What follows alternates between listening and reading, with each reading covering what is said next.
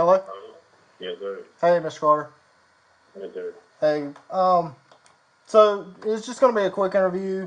It'll be over the collision that occurred on the 15th of January. Mm-hmm.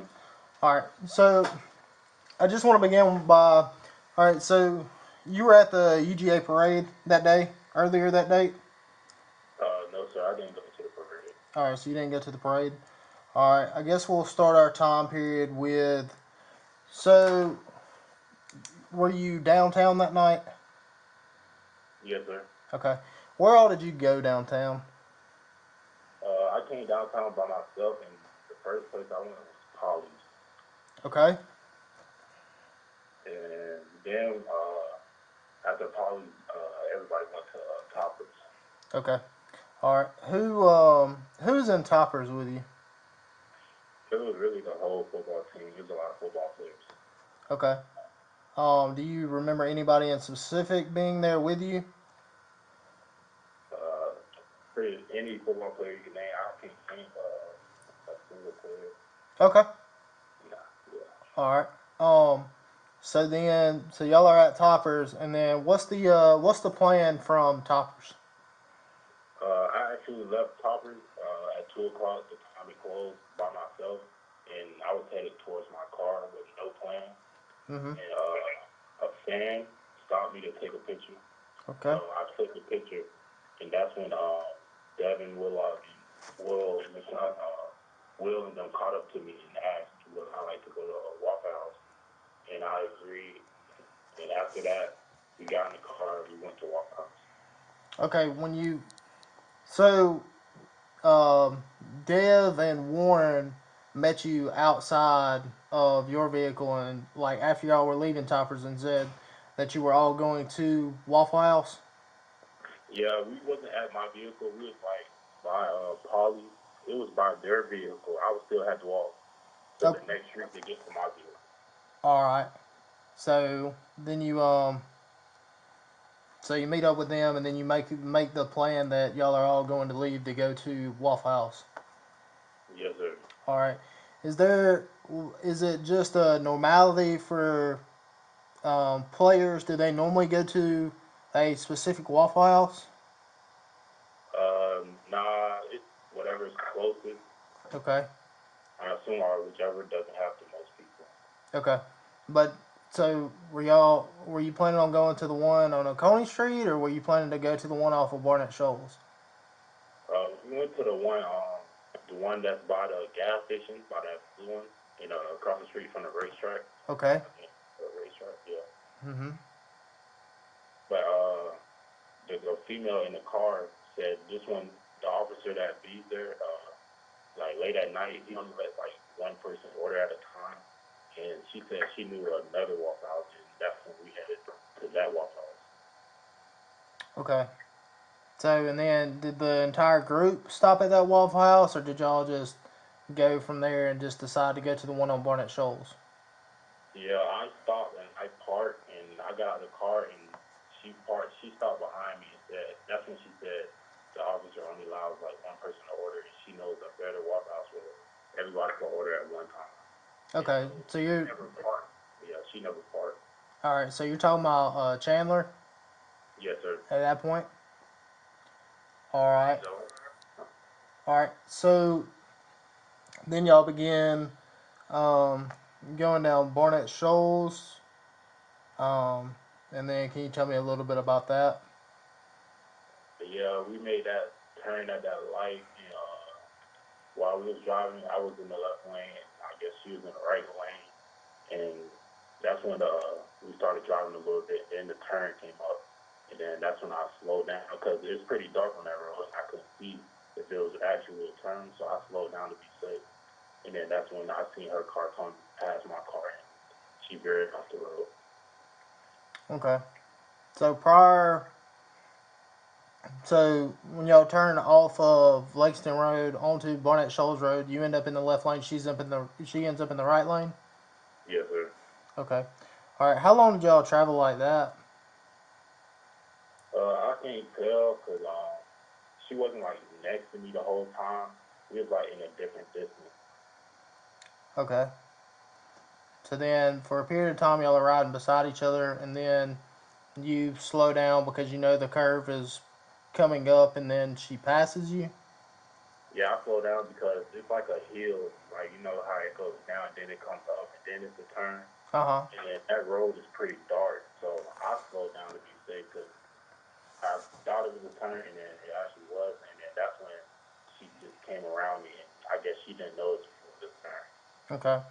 Um, when y'all are traveling on Barnett Shoals Road during that period of time, could you did you feel like you were going fast? Was it slower than normal? How was the speeds?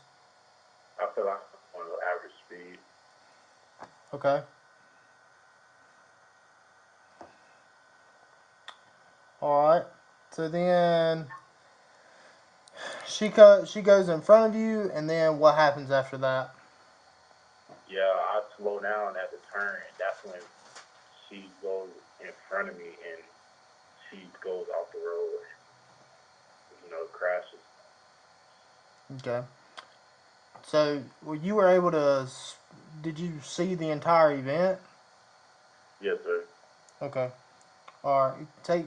Take me through the process of what you're seeing during that time. So at the time when we get close to the turn, it's where it's like a little hill that goes down and come up. And while we're going up the hill, that's when it's dark and I couldn't really tell if it was a turn. So I slowed down and I looked behind to see where she was, and that's when I seen her zoom past me. And then the turn came and then she veered off the road, and that's what happened. All right. So she veers off the road, and then what do you see after that? Yeah, while I was slowing down, I had took my foot off the gas and the brakes, and I was just letting my car roll. And when I seen she hit the pole started coming down, and while my car is rolling, the lines hit my car. So I just drove through it because it was sparking at the time. So I just got through, made sure I was safe, and then I parked a little bit down, and then I got out of the car to go check out the scene and try to see if anybody need help. Okay. Um. So you see her veer off the road, and then you're able to see where she strikes that first power pole. Yes, sir. Okay. And then you're driving. You see the power pole gets knocked down, and then essentially what you're saying is you're still traveling in that left lane. So the power lines come down. Yes, sir. Okay. And then you drive through that, and then you kind of just, all right. So car's rolling. You get into that middle lane, and then you stop. What do you see? What's going on?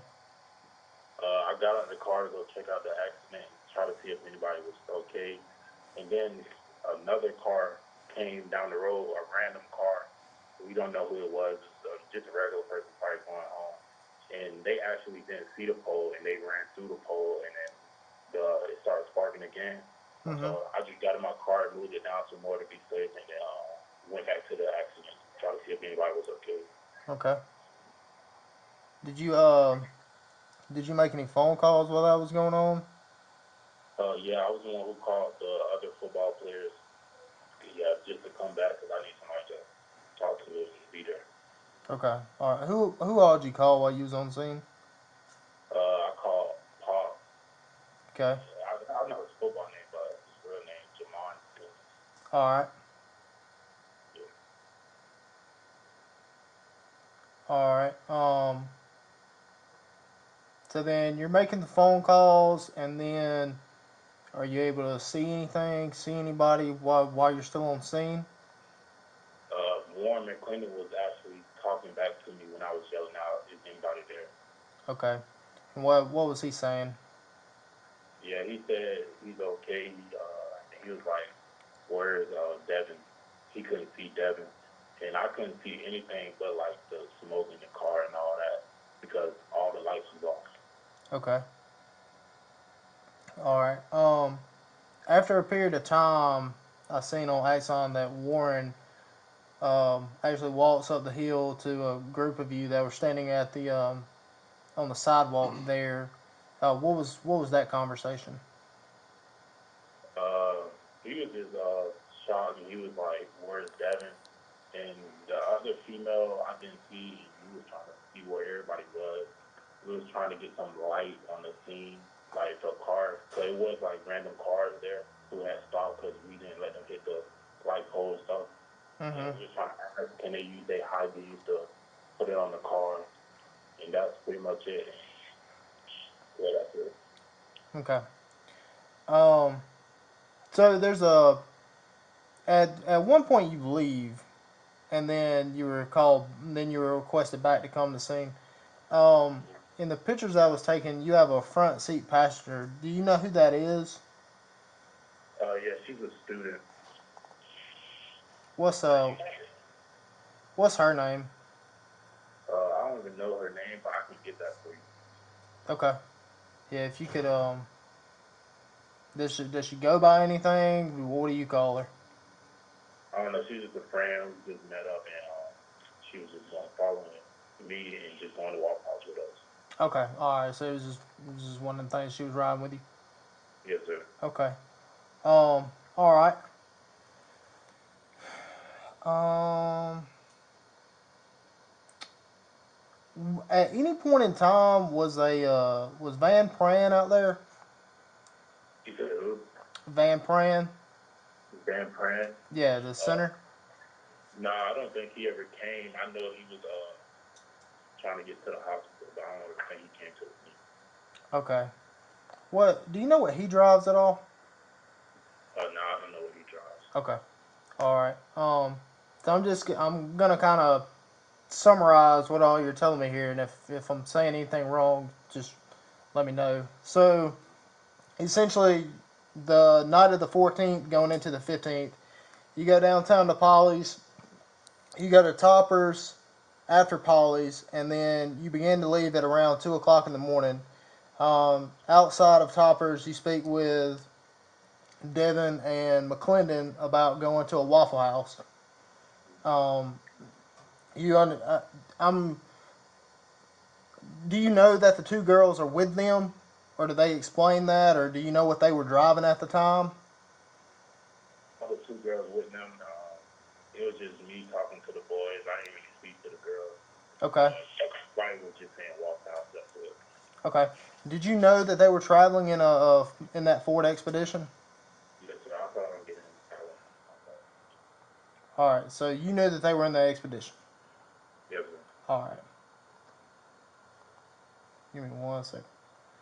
And then, so y'all meet up afterwards. You make a plan. You're leaving downtown, and you say that you're going to go to the Waffle House. So y'all begin traveling, going to the Waffle House.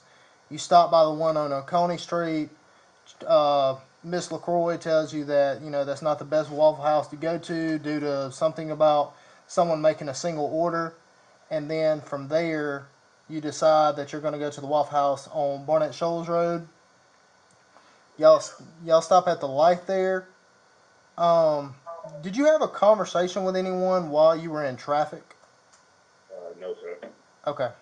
All right. So you take a right from essentially Oconee Street onto Barnett Shoals, well, Lexington at Barnett Shoals. You take a right, you're in the inside lane, she's in the outside lane. Y'all began traveling for a period of time. You start coming up to a dark spot in the roadway. She then passes you, but you're able to see where they veered off the roadway and struck the initial power pole, saw the spark from that, and then was traveling still in the left hand lane when the power poles came down. You struck them, and then you parked on the opposite side of the poles and then got out to see what was going on. Can you repeat that? You said I struck them. Say again? Can you repeat that? So you're going down Barnett Shoals, you're in the left lane, the Ford Expedition in the right lane. Y'all travel on that roadway for a period of time, Mm-hmm. and then at some point in time she passes you on the right side of the roadway. You say that it's due to a dark roadway and you begin slowing down, Yes, sir.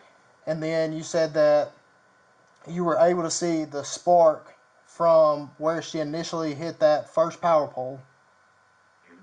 and then that made the lines from that power pole come down.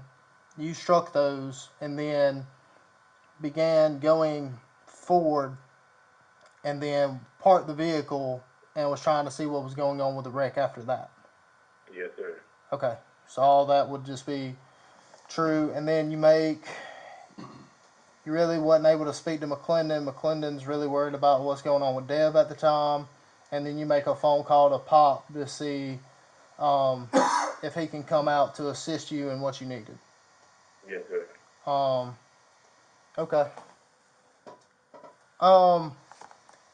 Do you have anything that I haven't asked you? Do you think that would be relative and provide anything more detailed in this investigation that I didn't ask you? No, sir. Okay. Is there anything that I didn't ask you that you think would be something worth noting in this? No, sir. Okay. All right. Well, yeah. So, Mr. Carter, that's pretty much all I have. Do you have